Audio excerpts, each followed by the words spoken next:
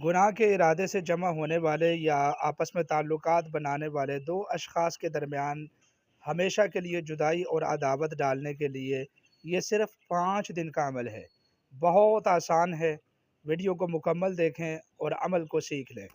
इशा की नमाज के बाद 2 रकत नमाज नवाफिल पढ़ें हाजत की गरज से, और मुसल्ले पर अलग खलवत में बैठ जाएं और 100 मरतबा दुरूद पाक पढ़ें, यानी दुरूद इब्राहीमी, और अल्लाह ताला से दुआ करें, उन दोनों का तसव्वुर रख के, उन दोनों का नाम लेकर।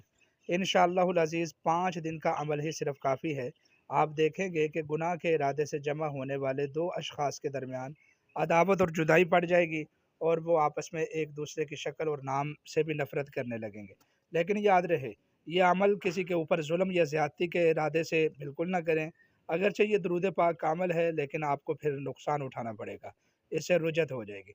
इजाज़त के लिए कमेंट बॉक्स में सुबहान अल्लाह लिखें।